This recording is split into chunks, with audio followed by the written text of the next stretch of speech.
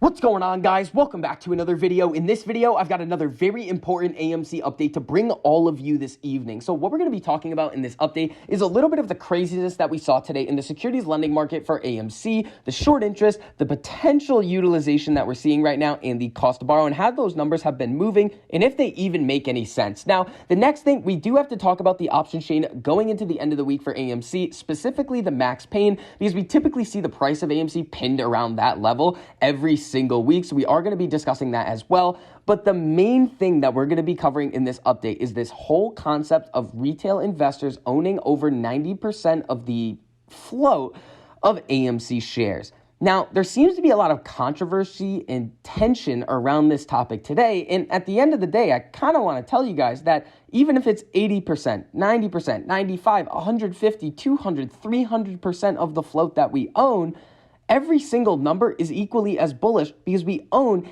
an overwhelming majority of all of these shares. And we're going to go over exactly why that's a little bit more important a little bit later in this video. But again, guys, there's not really any controversy that really needs to be had with this. And I really want everybody to just fully understand exactly what ARON means when he's making these statements so we get everybody on the same page going forward. And again, these comments were actually made too a couple of months ago, back in the fall of 2021. So it's not necessarily new information, but it is a really solid reminder of where we are at in terms of, one, the amount of retail shareholders, which is actually a number that we have not really received since last June. So that is a really solid number.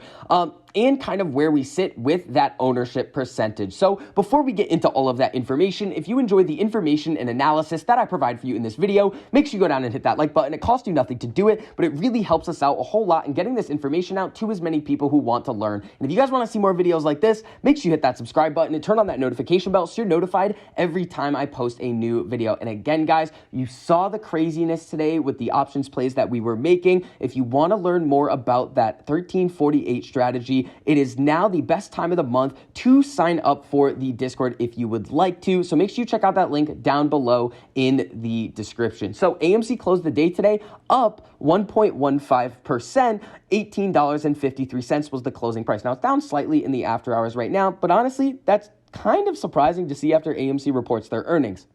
Now, I do think a lot of people were underestimating the current state of AMC, where we were at with the valuation and what could have potentially come out at AMC's earnings, that a lot of people were kind of going in with a negative outlook to what the price was going to do after the earnings report came out. Now, we did sell off in the morning and a little bit in the after hours yesterday as well, but we ended up rallying back up. The other thing that I want to point out to you guys about AMC's earnings is that if we look on the daily chart right here, typically what we see is AMC reports their earnings, a couple of days later, we start to run up. AMC reports their earnings, a couple of days later, we run up. This last earnings that we saw was a little bit different because they reported, and then we started to get into November, and that's kind of where we saw the fears over the new variant, and the whole market had a really significant sell-off. And obviously, if the market sells off significantly, AMC and a lot of these other stocks are going to come down with it. But now, with the situation that we're in, kind of finding this little bottom here that we're not really falling through, we could be in a really good spot to continue on that uptrend. But again,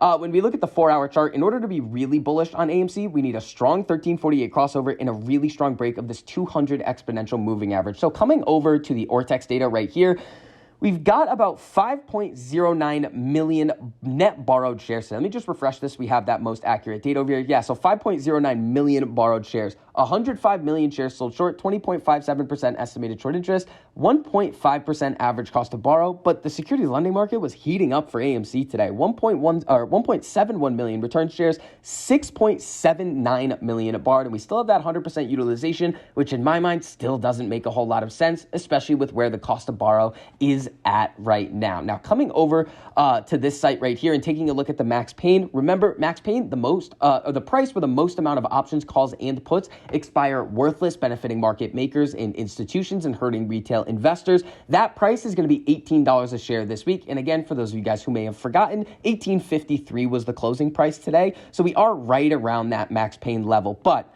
let's get into this situation with this 90% ownership and kind of what's going on and how I view this situation, because I know some people have some different views on it. So I'm just going to show you guys the math that I'm kind of going through with this, just kind of show you guys where I'm coming from. So when we come over to this earnings transcript for AMC, This is kind of what we're looking at here. So at the LA screening back in December, one of our investors screamed from the audience, "We are not leaving," he said. And indeed, he appears to be right. Right now, there are several data sources to reconcile, but as best we can tell, we have about the same number of individual shareholders. That is a really good sign right there. And now, as we had a year ago at this time, in the neighborhood of about 4 million individual investors who care about AMC's future. Now, here's the key point right here, and this is something that a lot of people are missing, and we're going to go over this in depth right here. If you exclude index funds, now that's the important part right there, who have no choice but to own and hold AMC shares, meaning they're essentially buying the shares, locking them away, and they're not circulating anymore. Individual retail investors would seem to own more than 90% of our officially issued 516 million shares as of today. That was the comment that Adam Aron made yesterday in the earnings report. So a lot of people are kind of seeing this and saying, well, we were at 80% in June, and now Adam Aron's telling us that we own 90%. Well, that's not necessarily the case. So when we go through this example right here, the key word here is if you exclude index funds. When we come over to just this page right here, I just kind of put this together quick as an example.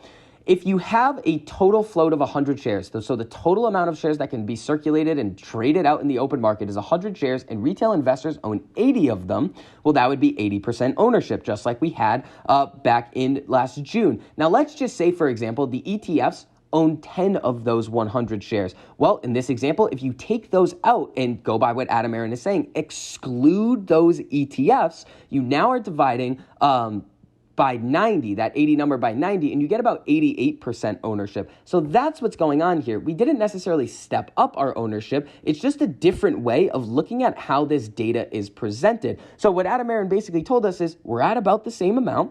We have the same amount of shareholders, and we've seen that some of these ETFs and some of these institutions are stepping up their position in AMC. So the difference between what we saw in the fall when Adam Aron said around 90%, and now he's saying above 90% or at least 90%. So that could just mean that the denominator of this equation, where you're thinking about ownership percentages, has just increased, which is going to push, or has decreased, which is going to increase that percentage. So hopefully that makes sense to all of you guys. There's really nothing controversial here that we really need to go crazy about on Twitter, calling Adam Aron a liar. He's not. He's just presenting the data in somewhat of a different way. Now, here's kind of where this gets a little bit more interesting. So when you come over to this tweet I made over here, so 90% of the circulating shares, and what I mean by circulating is the ones that are out there kind of floating around all day with the institutions that can buy, the retail, and not kind of locked up by those ETFs and mutual funds. So 90% of the circulating shares are owned by APES. So short interest is right around 20.5%.